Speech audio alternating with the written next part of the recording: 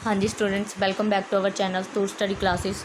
अज की इस वीडियो में मैं तुहाडे नाल शेयर करांगी +2 क्लास का जिहड़ा तुहाडा पंजाबी जर्नल लाजमी पंजाबी दे जिहड़ा उस दे विचों जिहड़ा तुहाडा कहानी भाग आ उस दे विचों आपां करांगे सैकेंड कहानी का जिहड़ा तुहाडा सार करांगे। सैकेंड कहानी तुहाडे कोल है नीली। नीली कहानी का सार मैं अपने शब्दों च जिहड़ा तुहानूं दसांगी कि ਜਦੋਂ ਤੁਸੀਂ क्योंकि अपना ये ਹੁੰਦਾ कि ਜਦੋਂ ਆਪਾਂ ਕਿਸੇ ਦੇ ਦੂਜੇ ਦੇ ਮੂੰਹੋਂ ਸੁਣਦੇ ਹਾਂ ਸਟੋਰੀ ਆਪਾਂ ਜਦੋਂ ਸਮਝਦੇ ਹਾਂ ਤਾਂ ਆਪਾਂ ਨੂੰ ਜਲਦੀ ਯਾਦ ਹੋ ਜਾਂਦਾ, ਮਾਈਂਡ 'ਚ ਰਹਿ ਜਾਂਦੀ ਆ। ਸੋ ਜਿਨ੍ਹਾਂ ਕੋਲ ਤਾਂ ਮਟੀਰੀਅਲ ਨਹੀਂ ਹੈਗਾ, ਇੱਕ ਤਾਂ ਉਹਨਾਂ ਲਈ ਐਜ਼ ਆ ਮਟੀਰੀਅਲ ਹੋਏਗਾ ਇਹ ਕਿ ਇੱਥੋਂ ਰੀਡ ਕਰ ਸਕਦੇ ਹੋ ਤੁਸੀਂ। ਸੈਕੰਡਲੀ ਧਿਆਨ ਨਾਲ ਵੀਡੀਓ ਨੂੰ ਸੁਣਨਾ ਤਾਂ ਜੋ ਤੁਹਾਨੂੰ ਸਟੋਰੀ ਦੀ ਜਿਹੜੀ ਕਹਾਣੀ ਜਿਹੜੀ ਪਤਾ ਲੱਗ ਸਕੇ ਕਿ ਕਹਾਣੀ ਦੇ ਵਿੱਚ ਹੈ ਕੀ। ਸੈਕੰਡ ਥਿੰਗ, ਜਦੋਂ ਵੀ ਤੁਸੀਂ ਕਿਸੇ ਵੀ ਕਹਾਣੀ ਦਾ ਸਾਰ ਲਿਖਣਾ, ਜਿਵੇਂ ਕਿ ਹੁਣ ਤੁਹਾਨੂੰ ਇੱਥੇ ਆਪਸ਼ਨ ਤਾਂ ਆਉਣੀਆਂ ਹੀ ਆ ਸਾਰ ਦੇ ਵਿੱਚ, ਠੀਕ ਹੈ। ਜਦੋਂ ਤੁਸੀਂ ਕਿਸੇ ਵੀ ਕਹਾਣੀ ਦਾ ਸਾਰ ਲਿਖ ਰਹੇ ਹੋ ਤਾਂ ਫਸਟਲੀ ਜਿਹੜੀ ਤੁਸੀਂ ਸਟਾਰਟਿੰਗ ਦੇ ਵਿੱਚ ਕੀ ਕਰਨਾ, ਇੱਕ ਤਾਂ ਤੁਹਾਨੂੰ ਜਿਹੜਾ ਰਾਈਟਰ ਨੇਮ ਆ, ਕਹਾਣੀਕਾਰ ਦਾ ਨਾਮ ਆ, ਉਹ ਤੁਹਾਨੂੰ ਪਤਾ ਹੋਣਾ ਚਾਹੀਦਾ ਕਿ ਕਿਸ ਦੀ ਲਿਖੀ ਹੋਈ ਕਹਾਣੀ ਆ। ਸੈਕਿੰਡ ਲਾਈਨ ਤੁਸੀਂ ਬਣਾ ਸਕਦੇ ਹੋ ਕਿ ਇਹ ਕਹਾਣੀ ਆ ਜਿਹੜੀ ਬਹੁਤ ਦਿਲਚਸਪ ਹੈ। ਜਿਵੇਂ ਇੱਥੇ ਇਹਨਾਂ ਨੇ ਫਸਟ ਲਾਈਨ ਦਿੱਤੀ ਆ ਕਿ ਨੀਲੀ ਕਹਾਣੀ ਦਾ ਨੇਮ ਕੀ ਆਪਣੇ ਕੋਲ नीली कहानी करतार सिंह दुग्गल की रचना है। करतार सिंह दुग्गल की रचना है, मतलब कि इसका कहानीकार कौन आ? करतार सिंह दुग्गल। फस्ट लाइन हो गई। फस्टली अपने कोल की हुंदा कि आपां नूं जिहड़ी जदों भी आपां कुछ लिखण लगदे आ आपां नूं स्टार्टिंग नहीं मिलती कि कित्थों स्टार्ट करिए, किस वर्ड तो स्टार्ट करिए। सो उस दे लई फस्ट लाइन है जिहड़ी तुसीं अपनी इस चीज़ तो लिखना है कि कहानी का नाम की आ ते कहानीकार का नाम। नीली कहानी करतार सिंह दुग्गल की रचना है। सो फस्ट लाइन हो गई अपने को। सैकेंड लाइन तुसी अपने कोल तो ऐड कर सकते हो कि यह कहानी बहुत ही दिलचस्प है या यह दिलचस्प कहानी है। उस तो बाद तुहानूं पता होना चाहिए कि स्टोरी दे विच जिहड़े किहड़े करैक्टर ने, कहानी दे विच किहड़े जिहड़े किरदार किस ने निभाया। मैं तुहानूं दस दिंदी हां, इस दे विच गऊ दी जिहड़ी कहानी है दसी गई आ कि एक गऊ हुंदी आ ते गवाला हुंदा, ठीक है। वो गवाले तो ਜਿਹੜੇ ਇੱਕ ਕਹਾਣੀਕਾਰ ਹੈ, ਇਸ ਦੇ ਵਿੱਚ ਕਹਾਣੀ ਤੇ ਕਹਾਣੀਕਾਰ ਦੀ ਪਤਨੀ ਦੋਵਾਂ ਨੂੰ ਜਿਹੜਾ ਕਿਰਦਾਰ ਦਿੱਤਾ ਗਿਆ ਹੈ। ਕਹਾਣੀਕਾਰ ਦੀ ਪਤਨੀ ਜਿਹੜੀ ਹੁੰਦੀ ਆ ਉਹ ਗਵਾਲੇ ਤੋਂ ਜਿਹੜਾ ਦੁੱਧ ਲੈਣਾ ਸ਼ੁਰੂ ਕਰਦੀ ਆ ਕਿ ਹਾਂ ਉਹ ਸਾਰੀਆਂ ਗਾਵਾਂ ਦੇ ਵਿੱਚ ਇੱਕ ਗਾਂ ਪਸੰਦ ਕਰਦੀ ਆ ਕਿ ਉਸ ਗਾਂ ਦਾ ਦੁੱਧ ਉਹ ਲਿਆ ਕਰਨਗੇ, ਗਊ ਦਾ, ਠੀਕ ਹੈ। ਉਸ ਤੋਂ ਬਾਅਦ ਉਹ ਦੇਖਦੇ ਨੇ ਕਿ ਜਿਹੜੀ ਨੀਲੀ ਹੈ ਉਹ ਬਹੁਤ ਸੋਹਣੀ ਅਤੇ ਸਿਹਤਮੰਦ ਗਾਂ ਹੁੰਦੀ ਆ। ਸਟਾਰਟਿੰਗ ਦੇ ਵਿੱਚ ਆਪਣੇ ਕੋਲ ਕਿਹਾ ਕਿ ਨੀਲੀ ਹੈ ਜਿਹੜੀ ਉਹ ਬਹੁਤ ਸੋਹਣੀ ਗੋਰੇ ਰੰਗ ਦੀ ਅਤੇ ਸਿਹਤਮੰਦ ਗਾਂ ਹੁੰਦੀ ਆ, ਜਿਸ ਕਰਕੇ ਜਿਹੜੀ ਕਹਾਣੀਕਾਰ ਆ ਉਸ ਗਊ ਨੂੰ ਚਾਹੁੰਦੀ ਆ ਕਿ ਅਸੀਂ ਇਸ ਗਊ ਦਾ ਜਿਹੜਾ ਦੁੱਧ ਲਿਆ ਕਰਨਾ ਗਵਾਲੇ ਤੋਂ। ਅਤੇ ਉਹ ਜਦੋਂ ਉਹ ਗਵਾਲੇ ਤੋਂ ਇਹ ਤੈਅ ਕਰ ਲੈਂਦੇ ਨੇ, ਭਾਅ ਤੈਅ ਕਰ ਲੈਂਦੇ ਨੇ ਕਿ ਕਿੰਨੇ ਰੇਟ 'ਤੇ ਉਹ ਉਹਨਾਂ ਨੂੰ ਦੁੱਧ ਦੇਗਾ। ਉਸ ਤੋਂ ਬਾਅਦ ਕਹਾਣੀਕਾਰ ਦੀ ਪਤਨੀ ਆ ਜਿਹੜੀ ਗਵਾਲੇ ਨੂੰ ਕਹਿੰਦੀ ਆ ਕਿ ਉਹ ਜਦੋਂ ਉਹਨਾਂ ਨੂੰ ਦੁੱਧ ਦੇਵੇਗਾ ਜਿਹੜੇ ਗਾਂ ਦਾ, ਉਸ ਗਾਂ ਨੂੰ ਉਹ ਜਿਹੜਾ ਚਾਰਾ ਫੀਡ ਜੋ ਵੀ ਆ ਉਹ ਸਾਰਾ ਉਹਨੂੰ ਵਧੀਆ ਮਾਤਰਾ 'ਚ ਦੇਗਾ ਤਾਂ ਜੋ ਉਹ ਸਿਹਤਮੰਦ ਗਾਂ ਰਹੇ ਅਤੇ ਸਿਹਤਮੰਦ ਗਾਂ ਦਾ ਹੀ ਜਿਹੜਾ ਦੁੱਧ ਆ ਉਹ ਵਧੀਆ ਹੁੰਦਾ। ਸੋ ਇਹ ਸਭ ਕੁਛ ਉਹਨਾਂ ਨੇ ਸ਼ਰਤ ਕੀਤੀ ਸੀ ਗਵਾਲੇ ਦੇ ਨਾਲ।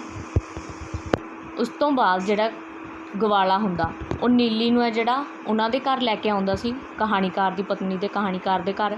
ਹਰ ਰੋਜ਼ ਉਸਨੂੰ ਉੱਥੇ ਲਿਆ ਕੇ ਨਾਲ ਹੀ ਮਸਾਲੇ ਵਾਲੀ ਟੋਕਰੀ ਹੈ ਜਿਹੜੀ ਉਸਨੂੰ ਮਸਾਲਾ ਪਾਉਂਦਾ ਸੀ, ਚਾਰਾ, ਉਹ ਨਾਲ ਲੈ ਕੇ ਆਉਂਦਾ ਸੀ। ਉਹਨਾਂ ਦੇ ਸਾਹਮਣੇ ਹੀ ਉਸਨੂੰ ਮਸਾਲੇ ਦੀ ਜਿਹੜੇ ਚਾਰੇ ਦੀ ਟੋਕਰੀ ਲੈ ਕੇ ਆਉਂਦਾ ਸੀ, ਉਹ ਉਸਨੂੰ ਖਵਾਉਂਦਾ ਸੀ ਅਤੇ ਉਸਦਾ ਦੁੱਧ ਚੋ ਕੇ ਜਿਹੜਾ ਉਹਨਾਂ ਨੂੰ ਦੇ ਜਾਂਦਾ ਸੀ ਉਹ ਉੱਥੇ ਹੀ। ਉਸ ਤੋਂ ਬਾਅਦ ਕੁਛ ਦਿਨ ਐਵੇਂ ਚੱਲਦਾ ਰਿਹਾ। ਫਿਰ ਉਸ ਤੋਂ ਬਾਅਦ ਜਿਹੜਾ ਕੁਛ ਦਿਨ ਬੀਤਣ ਮਗਰੋਂ ਫਿਰ ਕੀ ਹੋਇਆ, ਜਿਹੜੀ ਉਸਦੇ ਕੋਲ ਇੱਕ ਬੱਚੀ ਹੋਈ, ਗਊ ਦੇ ਕੋਲ ਨੀਲੀ ਨੇ ਆਪਣੀ ਸੁੰਦਰ ਬੱਚੀ ਨੂੰ ਜਿਹੜਾ ਜਨਮ ਦਿੱਤਾ ਸੀ। ਅਤੇ ਉਸ ਸਮੇਂ ਜਿਹੜੀ ਕਹਾਣੀਕਾਰ ਦੀ ਪਤਨੀ ਸੀ ਉਹ ਗਵਾਲੇ ਨੂੰ ਕੀ ਕਹਿੰਦੀ ਸੀ ਕਿ ਉਹ ਕੁਛ ਦੁੱਧ ਹੈ ਜਿਹੜਾ ਉਹ ਬੱਚੀ ਲਈ ਛੱਡ ਦਿਆ ਕਰੇ।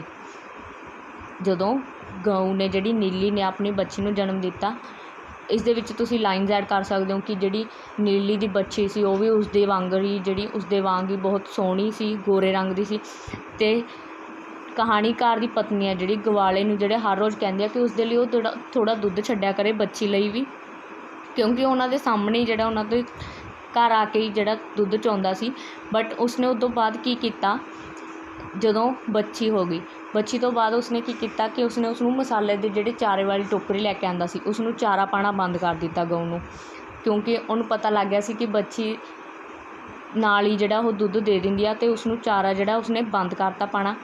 ਪਰ ਕੁਛ ਦਿਨ ਬਾਅਦ ਕੀ ਹੋਇਆ ਕਿ ਜਿਹੜਾ ਗਵਾਲਾ ਸੀ ਨਾ ਤਾਂ ਉਹ ਗਊ ਨੂੰ ਚਾਰਾ ਪਾਉਂਦਾ ਸੀ ਅਤੇ ਨਾ ਹੀ ਉਹ ਜਿਹੜਾ ਬੱਚੀ ਲਈ ਦੁੱਧ ਛੱਡਦਾ ਸੀ।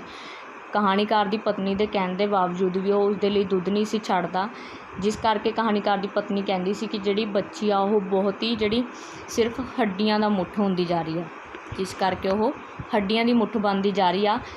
ਗਵਾਲਾ ਕਹਿੰਦਾ ਹੈ ਕਿ ਗਾਂ ਜਿਹੜੀ ਉਹ ਦੁੱਧ 'ਚ ਪਾ ਲੈਂਦੀ ਆ, ਕਿ ਗਵਾਲਾ ਜਦੋਂ ਕਹਾਣੀਕਾਰ ਦੀ ਪਤਨੀ ਉਸਨੂੰ ਟੋਕਦੀ ਆ ਤਾਂ ਉਹ ਉਸਨੂੰ ਹੀ ਝੂਠਾ ਬਣਾ ਦਿੰਦਾ ਕਿ ਉਸਦੀ ਕੋਈ ਗਲਤੀ ਨਹੀਂ ਹੈਗੀ, ਜਿਹੜਾ ਗਾਂ ਹੈ ਉਹੀ ਦੁੱਧ 'ਚ ਪਾ ਲੈਂਦੀ ਆ।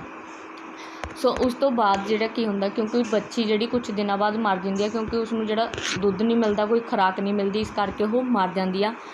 ਉਸ ਤੋਂ ਬਾਅਦ ਜਿਹੜਾ ਗਵਾਲਾ ਉਹਨਾਂ ਦੇ ਘਰ ਆਉਂਦਾ, ਕਹਾਣੀਕਾਰ ਦੇ ਘਰ ਆਉਂਦਾ, ਨੀਲੀ ਨੂੰ ਨਾਲ ਲੈ ਪਹਿਲਾਂ ਗਵਾਲਾ ਉਹਨਾਂ ਦੇ ਘਰ ਆਉਂਦਾ, ਉਹਨਾਂ ਨੂੰ ਕਹਿੰਦਾ ਕਿ ਨੀਲੀ ਦੀ ਜਿਹੜੀ ਬੱਚੀ ਆ ਉਹ ਮਰ ਗਈ, ਇਸ ਕਰਕੇ ਉਸਨੇ ਦੁੱਧ ਨਹੀਂ ਦਿੱਤਾ, ਤਾਂ ਕਰਕੇ ਨਾਗਾ ਰਹੇਗਾ। ਉਸ ਤੋਂ ਕੁਛ ਦਿਨ ਬਾਅਦ ਗਵਾਲਾ ਨੀਲੀ ਨੂੰ ਨਾਲ ਲੈ ਕੇ ਅਤੇ ਮਸਾਲੇ ਦੀ ਟੋਕਰੀ ਲੈ ਕੇ ਕਹਾਣੀਕਾਰ ਦੇ ਘਰ ਜਾਂਦਾ। ਉੱਥੇ ਜਾ ਕੇ ਉਹ ਬੈਠ ਜਾਂਦਾ ਅਤੇ ਨੀਲੀ ਦੇ ਸਾਹਮਣੇ ਜਿਹੜਾ ਚਾਰਾ ਰੱਖ ਦਿੰਦਾ, ਉਸਨੂੰ ਦਿਖਾਉਂਦਾ ਕਿ ਉਹ ਖਾਏਗੀ, ਉਸਦੀ ਖੁਸ਼ਬੂ ਨੂੰ ਖਿਲਾਰਦਾ ਦਾਣੇ ਦੀ ਨੂੰ।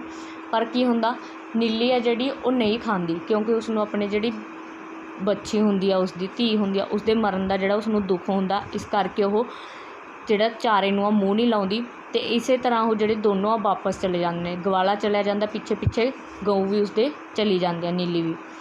ਉਸ ਤੋਂ ਬਾਅਦ ਕੁਛ ਦਿਨਾਂ ਬਾਅਦ ਫਿਰ ਤੋਂ ਜਿਹੜਾ ਗਵਾਲਾ ਉਹ ਨੀਲੀ ਨੂੰ ਨਾਲ ਲੈ ਕੇ 3 ਦਿਨਾਂ ਬਾਅਦ ਉਹਨਾਂ ਦੇ ਘਰ ਆਉਂਦਾ, ਕਹਾਣੀਕਾਰ ਦੇ ਦੁੱਧ ਚੋਣ ਦੇ ਲਈ।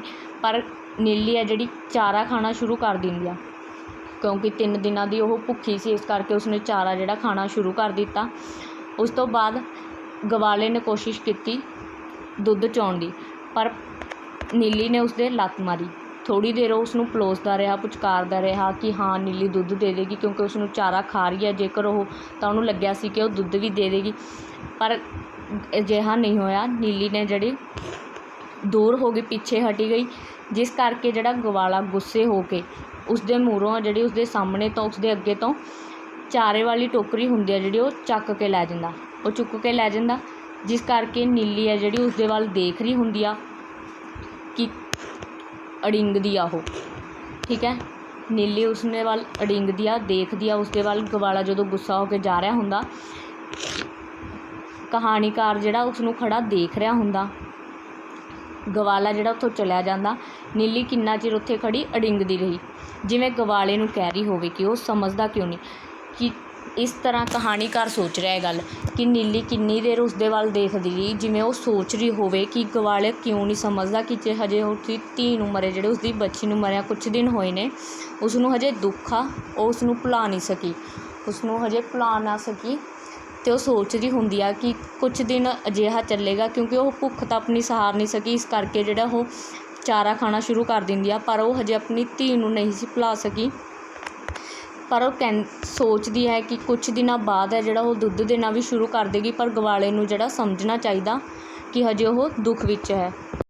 ਨੀਲੀ ਹੈ ਜਿਹੜੀ ਉਹ ਸੋਚਦੀ ਆ ਕਿ ਜਿਹੜਾ ਗਵਾਲਾ ਹੈ ਉਹ ਇੱਕ ਮਾਂ ਅਤੇ ਬੱਚੇ ਦਾ ਰਿਸ਼ਤਾ ਹੈ ਜਿਹੜਾ ਉਸਨੂੰ ਨਹੀਂ ਸਮਝਦਾ, ਕਿ ਉਹ ਜਾਣਦਾ ਨਹੀਂ ਕਿ ਮਾਂ ਅਤੇ ਬੱਚੇ ਦਾ ਕੀ ਰਿਸ਼ਤਾ ਹੁੰਦਾ। ਮਤਲਬ ਕਿ ਜਿਹੜੀ ਨੀਲੀ ਆ ਉਹ ਸੋਚ ਰਹੀ ਹੁੰਦੀ ਆ ਕਿ ਇੱਕ ਮਾਂ ਅਤੇ ਬੱਚੇ ਦੇ ਰਿਸ਼ਤੇ ਨੂੰ ਹੈ ਜਿਹੜਾ ਗਵਾਲਾ ਉਹ ਨਹੀਂ ਸਮਝਦਾ।